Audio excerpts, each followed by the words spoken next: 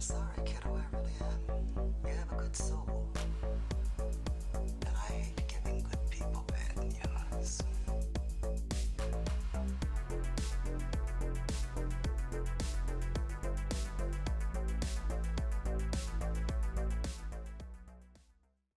I'm not enough of a leader to be Patrick Swayze. He's not angry enough to be C. Thomas Howell. But this is our second film in our See Ourselves Out Thomas Howell movie marathon, and we watched 1984's 84. Red Dawn. Not bad for a bunch of kids, huh? Mama'd be real proud. Wolverines!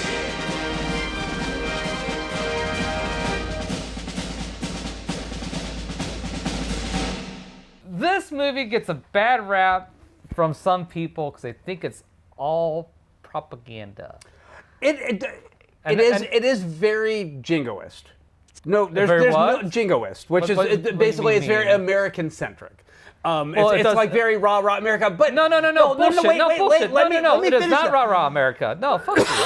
No, it is most definitely jingoist, but But hang on, that's by 'cause- design, and it is But also, too- it is also like America is struggling for survival at this point because there's a big Russian invasion, which is also aided by the Cubans and the Mexicans and the Venezuelans, and so I don't see why they want to slap that label on it, other than the fact that it's a bunch of freedom fighters that are in occupied America that are shooting up the bad guys.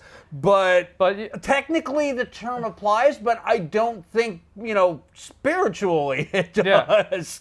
So I'm not agreeing with them. Okay. I'm just defining it as Webster would say it. Look, the plot is very simply this. A bunch of high schoolers are in high school when the Russians, Cubans, Venezuelans, and Mexicans decide to invade America. The invasion, it lands in a small town in Calumet, Colorado, which is fictional, by the way. They run off into the mountains and start a resistance, freedom fighters, and they shoot shit up.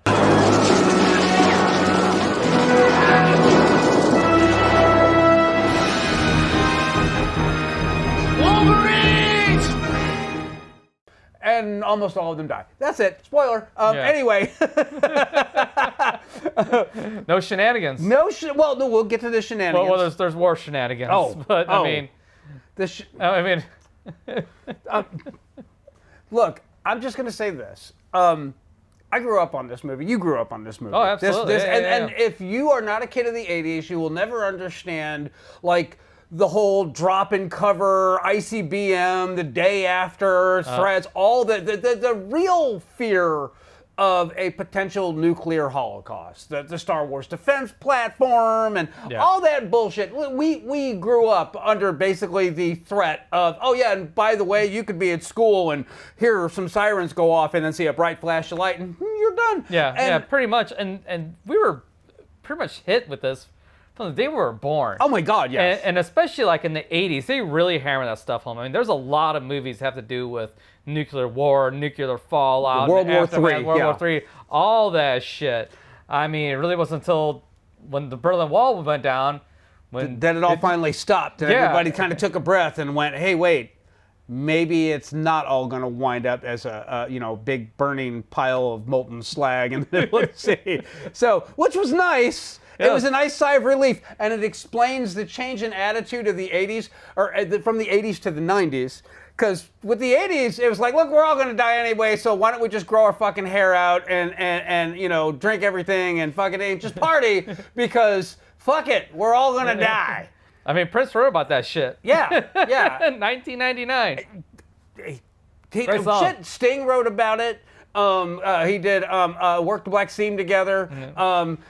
Metal bands had most of their career based off of writing songs about nuclear holocaust and shit. Oh my God, yes. I mean, we can't do a comprehensive list because we'd be here for the next 3 days. But yeah, it was all the rage back then. So I mean, it's not just that it was there. It's not like they just taught us in school. It perpetuated through all of pop culture. All of it. So the whole idea of 80s success, it's like, no, no one expected to be here in 2025. So I mean, legitimately, I don't think it's real. Yeah. It's real, and I don't really think about that aspect of it till you said it, and it's like, oh yeah, that makes 100% fucking sense. Yeah. Like, yeah. I mean, technically, it wasn't the wall coming down. Glassnose was the beginning of it. The wall coming down was like, oh no, really, it really is happening. But that was then. This is now. So this seems a perfectly appropriate film. Yeah. Wolverines!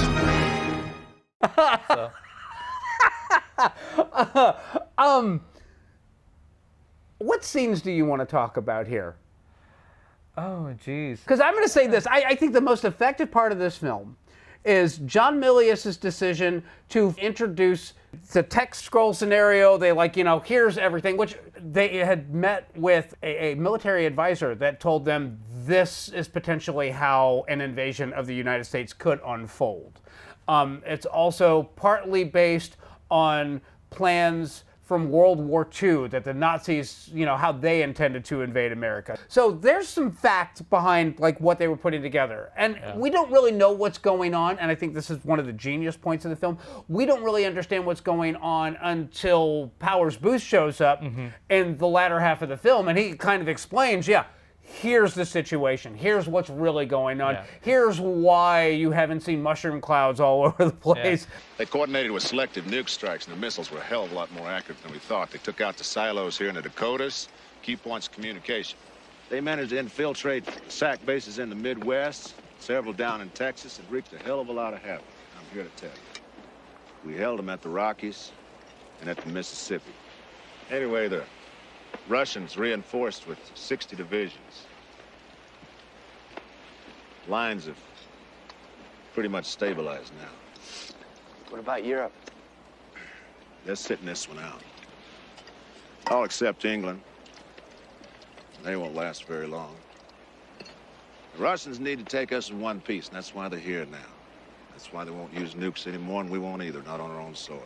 And that's the thing, but there was nuclear attacks. Oh, yes. Which I finally caught this time I watched it through. What was it? Oh, geez. He was talking about 600,000 Chinamen, and I thought it was 1 billion Chinamen, and he's like, it was. Well, who is on our side? 600 million screaming Chinamen. Well, last I heard there were 1 billion screaming Chinamen. There were. but also I think you mentioned 3 or 4 specific areas in the United States. Oh yeah.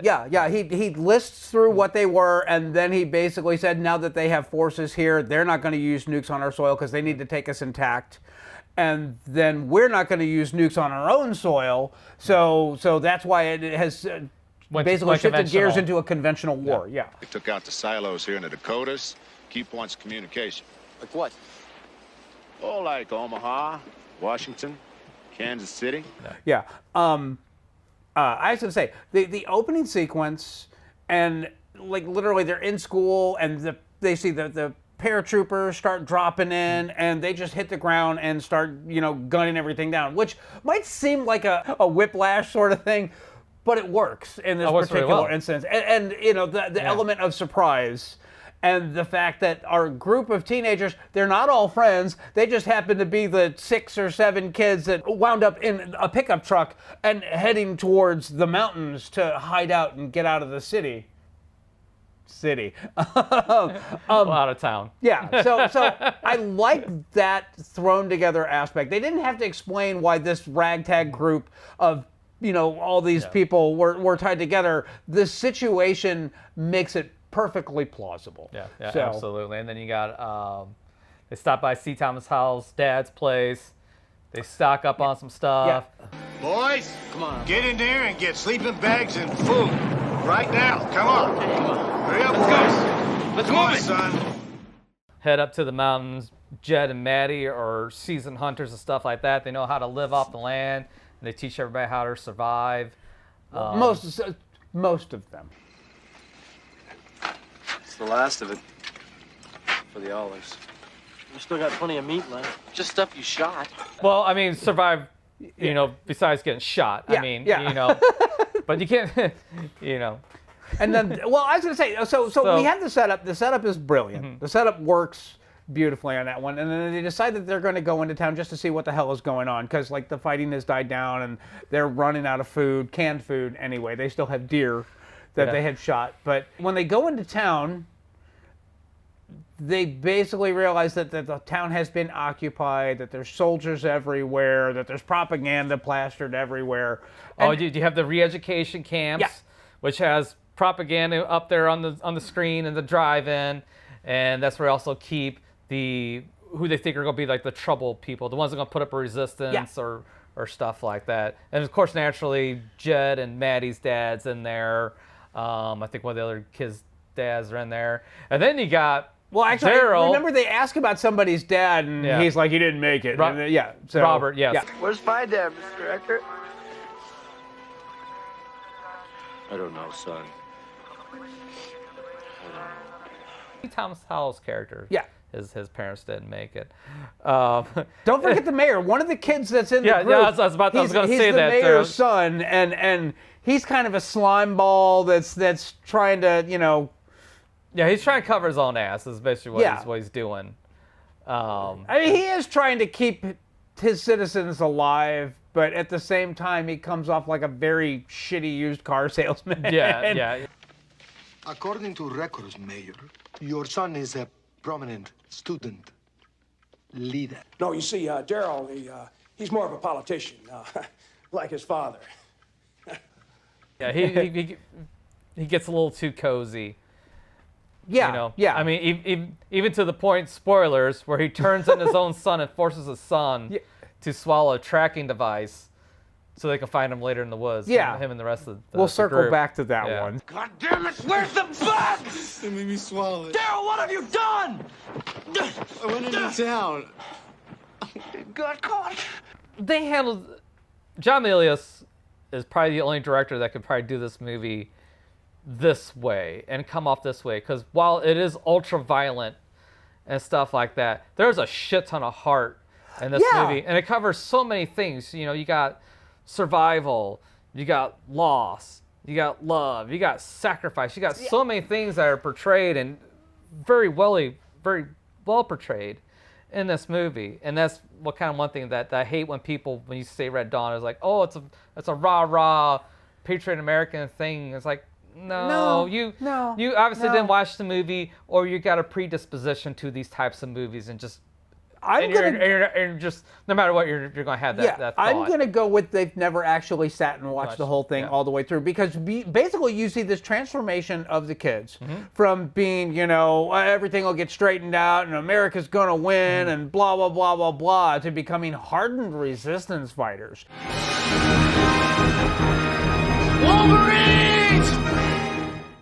Child soldiers is what it really boils down to. And this is one of those movies. This is a theme that we have revisited several times, and it's some of my favorite movies from the 80s. But this is a movie that portrays teenagers as not fucking clueless idiots. They figure stuff out. Yeah. They learn from their error. They learn. They have to, because the situation is that if they don't figure out how to survive and how to stay alive and how to fight back, that they're going to die at the very, it's either going to die or get arrested and wind up, in one of the re-education camps. But that's why I admire this film so much, is because Patrick Swayze's character is an intelligent guy, inexperienced, but at the same time, there's that scene at the very beginning of the film when they get there and the mayor's kid is like, we should just go turn ourselves in and blah, blah, blah, and just let them know we were scared and that's why we ran. And he's like, It's gonna go so bad here, haul ass, take your shit. That goes for the rest of you. You want to go towns that way. If you're not here for the long haul, if you're not here to stay alive for your family's sake, bye. And they have a change of heart, but it's reluctant. Yeah. It's not like, them really deciding. It's like all their creature comforts and missing these people and blah, blah, blah. I get it. And motivation-wise, I see both sides. The Swayze was right. My family would want me to stay alive. Your family would want you to stay alive. Later in the movie, they have this thing. They don't really set anything up. It's just, two Russian soldiers and I think a Cuban soldier or a Cuban officer, whatever. They're visiting one of the parks, and they are intentionally translating what's on the sign and turning it into a big, like, oh yeah, the Americans, they went in and they came and they slaughtered the indigenous people here and blah blah. It's kind of fucking hilarious. Yeah. And the sign doesn't say anything like that. The sign is just basic facts of the geography of the place. The sign was quite literally just this is what the national park is. Yeah. It was made by Teddy Roosevelt. Thank you. That's right. I'm sorry. I'm conflating it with something else. So no, So that part cracked me the fuck, and I never really picked it up before because I never bothered to read the sign behind him until he started reading it off. I was like, he's just pulling this right out of his fucking ass. I was gonna say, I don't know that you could read it before it got a Blu-ray and a 4K release, because on a VHS that shit is grainy as fuck. So that may very well be, the case, because 480p just doesn't hold up no more. But either way, so while the Russian guy's reading the sign, make up this line of bullshit, then they start taking pictures. Erica slips and gets discovered, so they have to shoot motherfuckers up.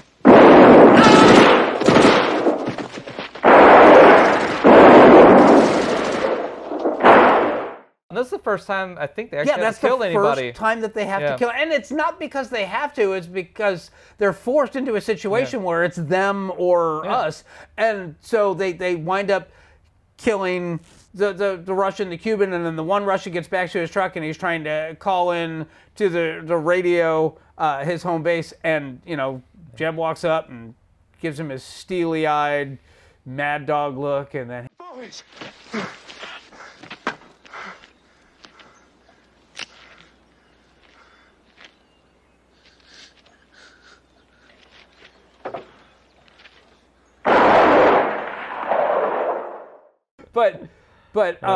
So that's their first one. And then there's a scene in here that I think John Milius kind of lifted from Apocalypse Now, which is perfectly fine because he wrote Apocalypse Now, so it's his to do with what he wants. But there's a scene where Jennifer Grey rides up to the gas station on the bike, and there's the tank there, and she's got the little basket, and she goes over to the tank and she throws it in. Well, in Apocalypse Now, it's a helicopter that's medevacing a soldier that's been shot, and it's a Vietnamese girl, and she has a hat, and she runs over to the helicopter and throws her hat in it, and it's got a grenade in it, and it goes off. The difference is, in Apocalypse Now, the Vietnamese girl and the two people that she was trying to get freed from being detained, they get gunned down from the helicopter pilots. But in this one, the gunning down goes the other direction. It's a trap, and Jennifer Grey goes sprinting off towards the mountains, and when the Russians and Cubans follow her, Jeb and C. Thomas Howell and Charlie Sheen pop up out of the ground, and it's glorious. Yeah, that's great. And then also, too, she goes into one of the stores in town, one of the buildings. Bar. It's like a bar and a restaurant. Yeah. So. And then walks out, and 30 seconds later, it goes off. Wolverines.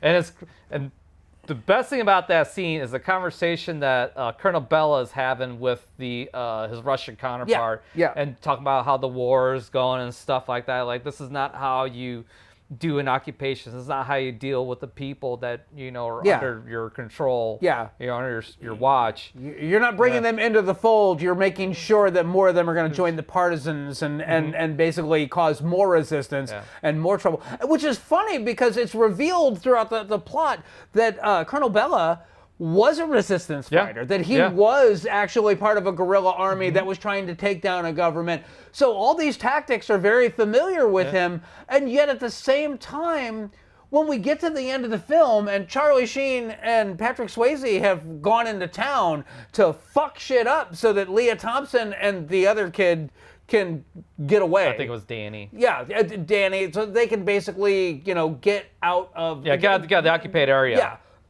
Get out of the occupied territories. When they go into town and they fuck shit up, they both wind up wounded, but Patrick Swayze is carrying Charlie Sheen, and Colonel Bella sees him, and he's got the drop on him, and he could unlock, but he doesn't. He knows what's happening. I love that scene in this movie. It humanizes the villains, so to speak. Because I don't... Well, even at the very beginning of this movie, he's writing how he doesn't want to be here, Colonel Bella. Yeah. I don't want to be in this fucking place. I'm going to be involved in this shit. I've seen all this crap before. I'm like so over it. And he just says multiple times throughout this film, like, I'm done with this shit. And actually, just before they come and start fucking up shit, he's writing his resignation letter, you know, and talking about it to his wife. You know, hey, babe, I'm fucking quit. I'm coming back. I miss fucking. I miss the warmth. Yeah. I miss the sun. This place is cold and miserable. Again, so good. It's well, you can claim that Milius wrote this big jingoist American piece. The fact of the matter is that he took all those characters and he humanized them. Yeah. And he gave them realistic motivations and their ideology, like they're communists and they have to overthrow capitalist America. Yeah, that's fine, but the ideology only goes so far. It's surface level. It sounds great as a platitude in a speech, but when you're actually out in the field and you're, getting shot the fuck up, ideology goes out the window. It's just your team and their team, which... Yeah. Is one of those points that if you never sat through this film, completely missed by a lot of people. And even at the scene where after Daryl gets caught with the tracking device, and they have him and the other Russian guy that they caught. Yeah. And they're about to execute him. They're debating whether or not they're going to execute these guys or not. This isn't happening, Jet. Let him go. Shut up, Danny. He was one of us. Shut up. He told them where we were. And Jed's like, we kind of have to. And then Maddie's like, yeah, but I mean, really, at the end of the day, they're no different than us. I mean, they're just fucking people. Yeah. And then C. Thomas Howell's like, fuck you, dude. He's a traitor. Boom, boom, boom, boom.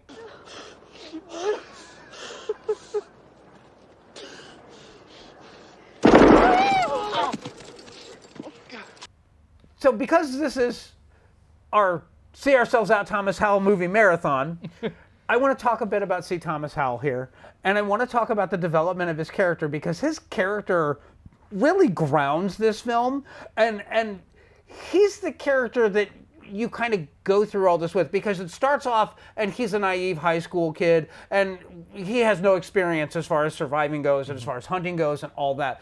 And his dad just happens to own the gas station where sportsmen hit it before they head out to the woods to do their thing.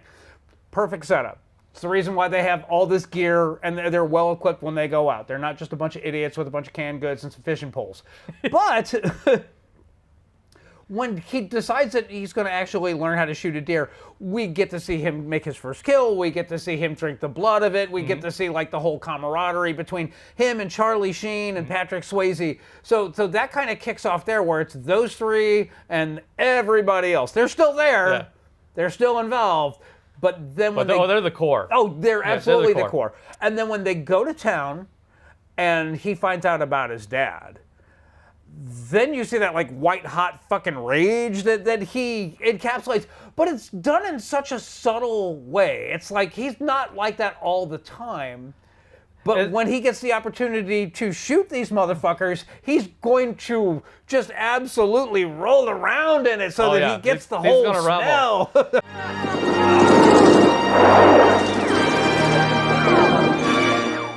What I love about that too is that it all ties together, because like when he gets the first kill, they have him drink the blood. He's like, it's not bad. It's not that bad. You know, it's kind of good. It's kind of good. Kind of salty. And then when he shoots somebody for the first time, he's like, hey, how was that? It's like, you know what? It's kind of good. I kind of dug it. Yeah. And so I love that, because that carries on. And one of my favorite lines from the whole movie, or little moments, is where Powers Boothe was like, all that hate's gonna burn you up, kid. Keeps me warm. And he's notching his gun. He's putting notches on the stock of his gun, and it's just filled with notches. He's almost out of space on there. But yeah, he's a cold, calculating motherfucker, man. Once he gets that taste for blood, it's like when it takes off. And I love that symbolism as it kind of goes through. Well, then to boot, like when we get through, like he gets hard, and then he gets a little too hard, because where the rest of them are like, this is our friend, and yeah, he betrayed us, but it's not like it was his idea to betray us. See, Thomas Howell's like us, them, black, white, boom.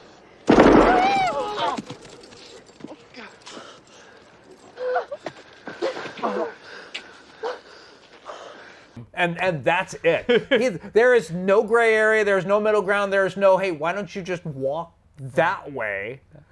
We're going that way, and you just fuck off and have a good life.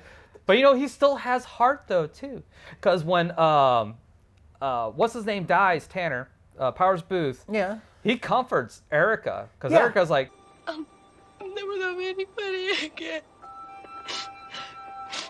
If you didn't love anybody, you'd never even be here. it'll be all right. It's all good. There is that us versus them thing right there. Just spotlight that he can take care of her. She's a person because she's on his team. And, no, but I mean, there's still heart there though. Oh no, absolutely, yeah. Absolutely. But then we get to the end of the Wolverines, and it literally boils down to Stacy Keach, who's not in the film anywhere near enough. He's like shows up and is like, we're gonna show you how to catch a Wolverine. You got to think like a Wolverine. That's not Stacy Keach. That's Conan's dad. Is that it? That's Conan's dad. Is it? That's Conan's dad. Oh, well, shit, my bad. Well, then that's another Milius tie-in there. Yes, it is. So, We who found it are just men. I really thought that was Stacy Keach. Anyway, no. you know what? I'll throw both of their pictures here. You can tell me. But why, I don't have to. I told you, it's fucking Conan's dad. No, I believe you, but they do look alike. So at a glance. Back then. Anyway, it doesn't matter. Anyway, so that's Conan's dad. But like, we just get that brief bit where he talks about to catch a Wolverine, you got to think like a Wolverine. Well, actually, like a fox.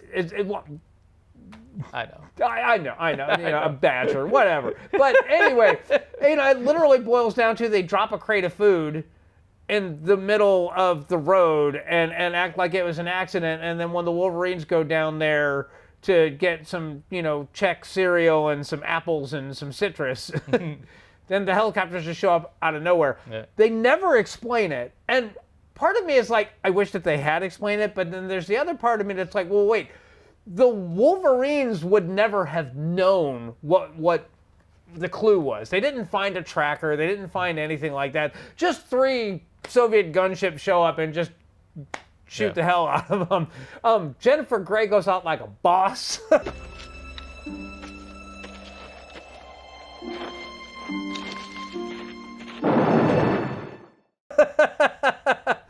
C. Thomas Howell goes out like a motherfucking boss.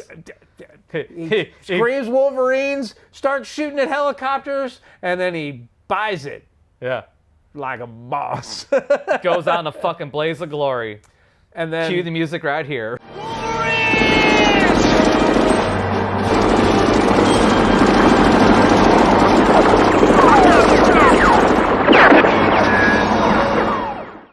I also appreciate the fact that our heroes, they didn't win. At the end of it all, the only 2 that got away are, Leah Thompson and Danny, who, if anybody can actually remember the actor that played Danny, congratulations. but then, I mean, Charlie Sheen and Patrick Swayze, like I said, they go on their, storm to town thing, and that ending just feels so fucking right to me. That, like, the bunch of the group had been killed, and they decided they're going to do their one last push to try to save 2 of their friends. And honestly, it's like the most innocent of the 2 friends. It's the youngest member of their group. And then Leah Thompson, who, loved and lost, but is going out of the occupied territories.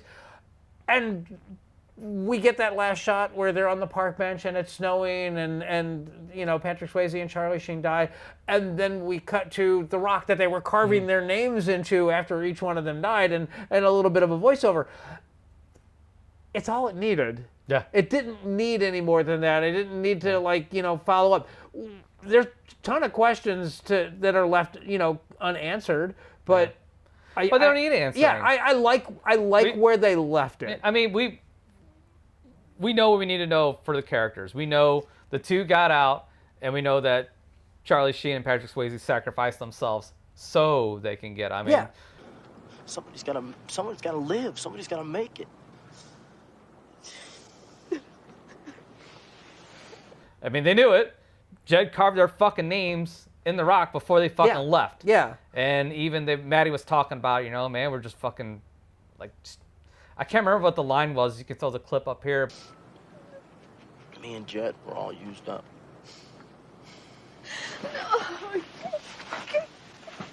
How we return to a normal life kind of like after this. Yeah. Like, we've just been doing it for so fucking long. It's like... It's all they remember. And yet the weird part of it is like, it's been 6 months. 6 months, yeah. Yeah. And it feels like 6 years, like, as you're watching it. And it's like, I couldn't even imagine what 6 months of, like, living like that for real would be like, and what kind of effect that would have on you as a person and shit like that. They're young and they're malleable and they learn, but at the same time, deep mental scars from becoming child soldiers. I mean, it takes a toll on all of them. And again, I think that's one of the really great things about this movie. And that's such a gut punch fucking ending.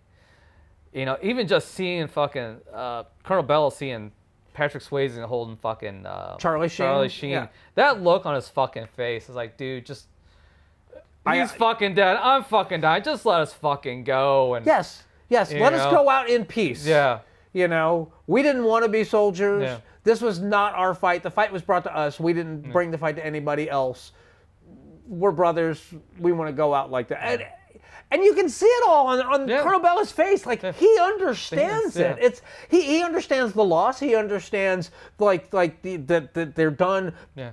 Why add insult to injury? Give them this moment. It's their last moment. And they set that up so well too, because they even talk about like when they're at the concentration camp, they're talking to their father. And it's like, remember that time at the swing and stuff like that? Yeah. How you fell, I couldn't pick you back up and stuff like that. And so they ended their life there at that swing, kind of honoring and, avenging their dad. Which is is really the only dumb part of the movie. It was like, can I keep it down? We can't let them know that you guys are here because you're wanted. And there's them walking away. Boys! Avenge me! Avenge me! She's gonna top his fucking lungs. Like, I was gonna say, dude. I don't know. That's one scene that I really wish that John Milius had turned the volume way down on that, because I think that had he just grabbed the fence and leaned in and said, "Avenge me," with anger, that would have resonated a lot more, because you don't want the fucking guards to hear you yelling, "Avenge me!" So and really that is the only flaw in this whole fucking movie that I can think of. Powers Boothe is surprisingly fucking great in this movie. Yes. He does not get anywhere near enough credit.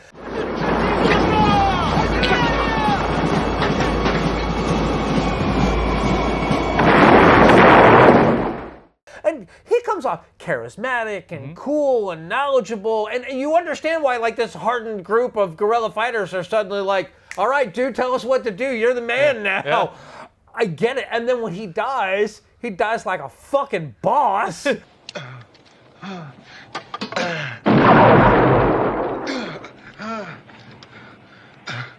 Come on, buddies, come and get them!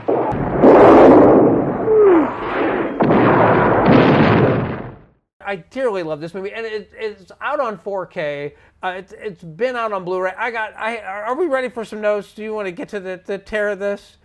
Yeah. I mean, because really, we got nothing but good things to say about this movie. Other than that one fucking scene. This is the first PG-13 movie released. It was not the first movie to receive a PG-13 rating. That goes to the Flamingo Kid with one of the Dylans, Matt Dillon, I do believe. But this was the first. This one was actually released before that one. So it's got a current 48% Rotten Tomatoes score.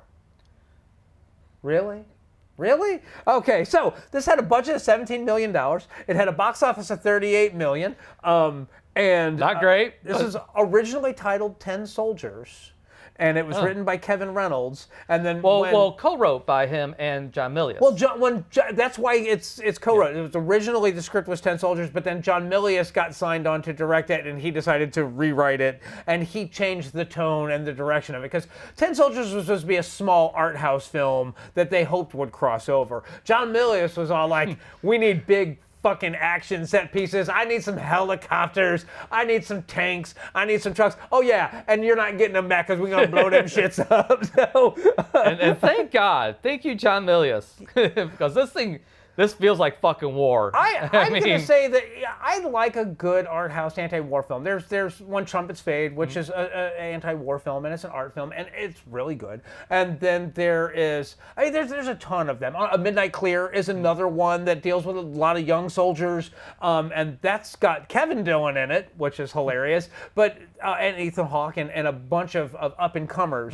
that arrived at stardom after it. But I love that, and it's all just set in the woods in the forest in Germany during World War II. So I get where they were going with it, but at the same time, thank you, John Milius.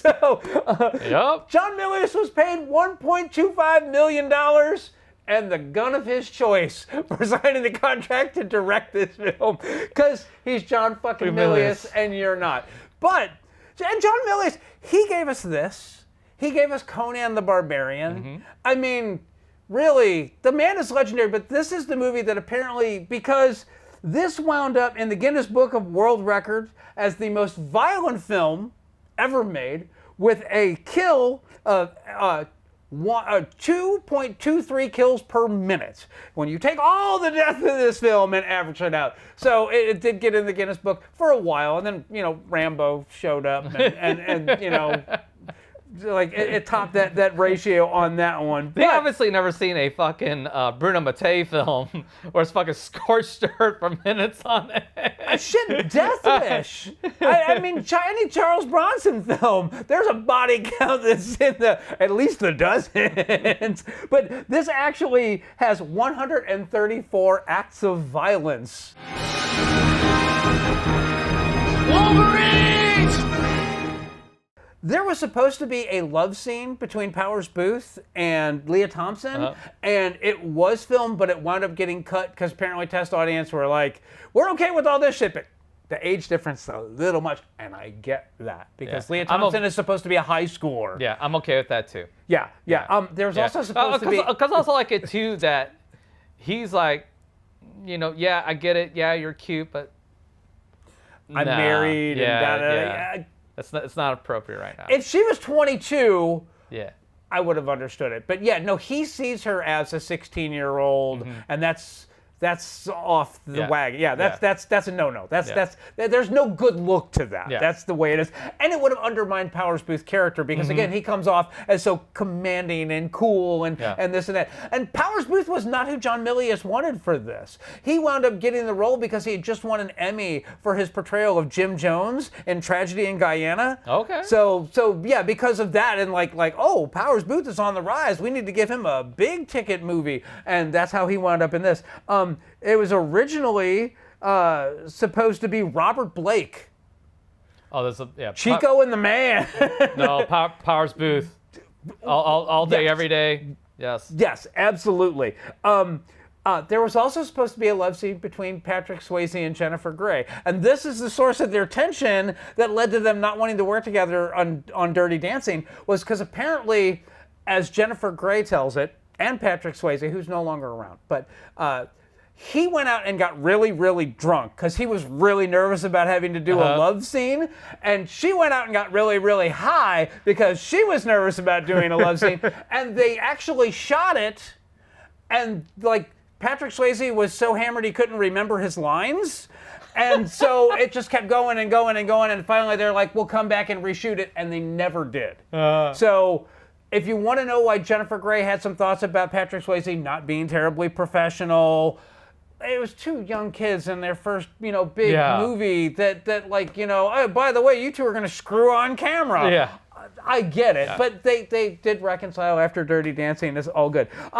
This was released in '85 on VHS and Laserdisc. It was released in '98 and 2007 on DVD. It's 2015 a DVD with the remake. It was released on 2017 on Blu-ray, and in 2022 on 4K. There is no reason at all why this movie should not be in your collection. The T-shirt's available on Amazon and Etsy. Get yours for only $21.99. Not sponsored. The other thing I want to talk about is, for 80s films, everybody's always like, John Williams, John Williams, John Williams. Mm-hmm. This is Basil Poledouris. Basil Poledouris is my composer of choice for 80s films.